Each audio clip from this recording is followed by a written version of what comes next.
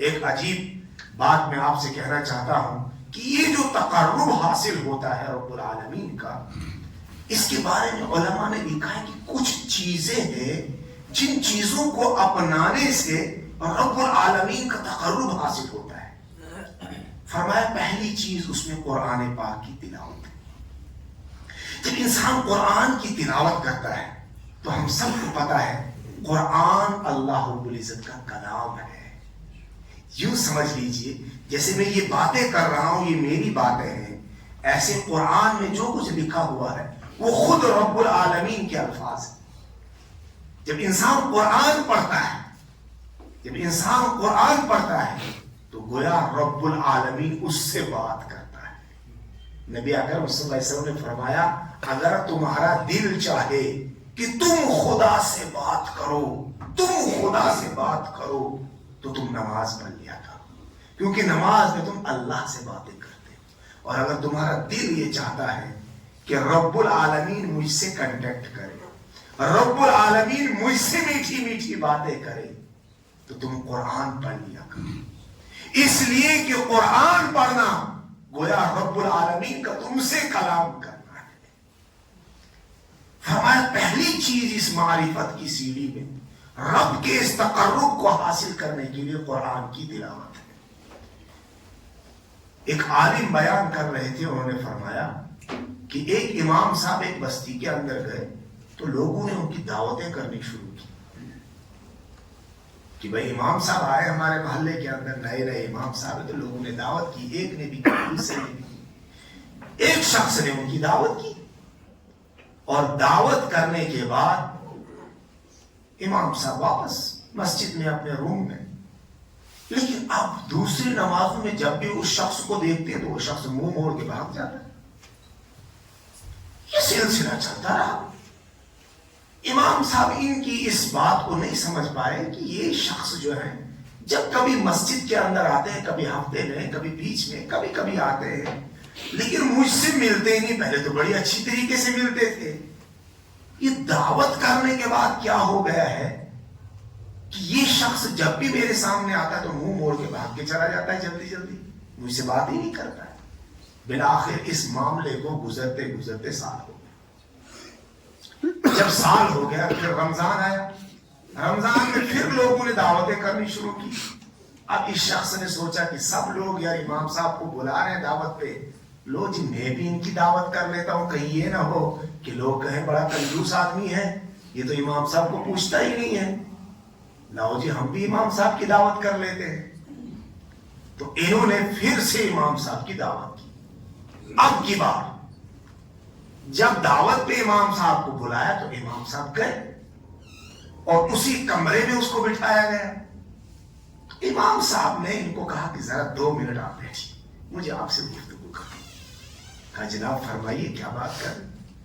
کہا کہ پچھلے سال آپ نے مجھے دعوت پہ بلایا، بیچ میں لوگ بلاتے رہے، آپ نے نہیں بلایا، لیکن جب کبھی مسجد کا چکر آپ کا لگ جاتا تھا تو آپ رخ موڑ کے بھاگ کے چلے جاتے تھے، وجہ کیا ہے؟ آپ مجھ سے بات کیوں نہیں کرتے؟ تو انہوں نے کہا امام صاحب دراصل ہم آپ کو بتانا نہیں چاہتے ہیں، لیکن اب آپ پوچھ رہے ہیں تو ہمارے دل کے اندر آپ کی بڑی عظمت تھی۔ ہوا یوں کہ جس روز آپ ہمارے گھر کے اندر آئے تو ہمارے اس گھر میں یہاں کونے پر پیسے تھے، جب آپ یہاں سے نکل کر گئے تو وہ پیسے بھی غائب تھے، تو ہمیں پورا شک و یقین ہے کہ وہ پیسے آپ نے چرائے، لیکن آپ چونکہ ہمارے امام صاحب ہیں، ہم آپ کی عزت اور قدر کرتے ہیں، اس لیے ہم سال بھر آپ کو کچھ نہیں بول سکے۔ تو امام صاحب نے کہا اچھا یہ بات ہے۔ امام صاحب اٹھے، امام صاحب نے کہا یہ قرآن شریف ذرا اٹھا کے دے۔ انہوں نے وہاں سے قرآن شریف اتارا اور قرآن شریف کو کھولا، کہا یہ پیسے آپ کے ہی؟ کیا کہا یہ پیسے وہی ہیں؟ انہوں نے کہا ہاں یہ تو ہمارے۔ امام صاحب نے کہا دراصل تبھی بعض مرتبہ، بیچ میں اس واقعے کو روک کر میں ایک بات سمجھانا چاہتا ہوں، بعض مرتبہ ہم لوگوں سے بڑی غلط فہمیاں ہو جاتی ہیں۔ ہمارے استاد محترم فرمایا کرتے تھے کہ بیٹا کبھی کبھی آنکھ بھی دھوکہ کھا جاتی ہے، جو تم زندگی میں دیکھتے ہو نا کبھی کبھی وہ صحیح ہوتا نہیں ہے، تمہیں لگتا ہے کہ بالکل صحیح ہے جناب، ہم نے خود اپنی آنکھوں سے دیکھا، لیکن اس کے پیچھے کی ایک کہانی ہوتی ہے، وہ بالکل الگ ہوتی ہے۔ جب وہ کہانی تمہارے سامنے آتی ہے تب تمہاری نگاہیں کھلتی ہے، یار ہم تو بالکل غلط راستے پر تھے۔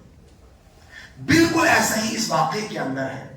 امام صاحب نے کہا کہ دیکھو بھائی، میں نے یہ سوچا کہ یہاں پیسے پڑے ہوئے ہیں، آپ باہر نکل گئے، بچے آئیں گے اور ان پیسوں کو پھاڑ دیں گے، اور قرآن شریف تو ایسی کتاب ہے کہ روز آدمی اس کی تلاوت کرتا ہے، تو میں نے سوچا صبح اٹھ کے جب آپ قرآن کھولو گے تو اس میں آپ کو پیسے نظر آئیں گے۔ اس کا مطلب یہ ہے کہ پچھلے رمضان سے آج تک تم نے قرآن ہی نہیں کھولا ہے۔ بات سمجھ میں آئی؟ انہوں نے بڑا افسوس کیا۔ امام صاحب نے کہا میں چور نہیں ہوں، میں نے آپ کے پیسے قرآن میں اس لیے رکھے تھے کہ بھائی صبح جیسے آپ اٹھو گے یا ابھی قرآن کی تلاوت کے لیے اٹھو گے، پر ڈے تو ہم قرآن کی تلاوت کرتے ہیں، جب ہم نیوز پیپر پڑھ سکتے ہیں، رات کو بیٹھ کر ٹی وی پہ نیوزیں سن سکتے ہیں، تو کیا ہم یہ نہیں دیکھ سکتے ہیں کہ ہمارے رب کا کلام ہمارے پاس موجود ہے اور ہم اس میں دیکھیں کہ وہ ہم سے کیا بات کر رہا ہے؟ تو اس کا مطلب یہ ہے کہ پچھلے رمضان سے لے کر آج تک تم نے یہ قرآن نہیں کھولا؟ ہم نے کہا نہیں، ہم نے نہیں کھولا۔ تو افسوس کی بات یہ ہے کہ پہلا طریقہ، پہلا راستہ، پہلا کنیکشن جو اللہ سے انسان کو جوڑتا ہے وہ قرآن ہے۔ آج امت اس قرآن کو چھوڑ چکی ہے۔ ہمارے استاذ محترم نے ایک مثال دی، فرمایا بیٹا ہم اپنے استاذ کی مجلس کے اندر بیٹھے ہوئے تھے، تو وہاں پر فین رکھا ہوا تھا، ٹیبل فین، تو ہمارے استاذ نے کہا کہ جو ہے اس کو آن کرو، چلاؤ فین کا۔ ہم نے بٹن آن کیا لیکن فین نہیں چلنے لگا۔ تو ہمارے استاد نے ہم سے کہا بیٹا تمہیں پتہ ہے یہ فین کیوں نہیں چل رہا؟ تو ہم نے کہا حضرت سمجھ میں نہیں آ رہا۔ تو ہمارے استاد نے ہم سے کہا بیٹا چونکہ جو تار اس کو چلانے کے لیے ہے اس کا کنیکشن لائٹ کے ساتھ نہیں جڑا ہے، تم نے پلگ نہیں لگایا ہے۔ کہ ہم نے واقعاً غور سے دیکھا تو پلگ نیچے رکھا ہوا تھا، پلگ جو تھا وہ نیچے رکھا ہوا تھا اور ہم نے بٹن آن کر دیا تھا۔ آج امت کا جو پلگ ہے نا وہ رب العالمین سے کٹ چکا ہے، نکل چکا ہے۔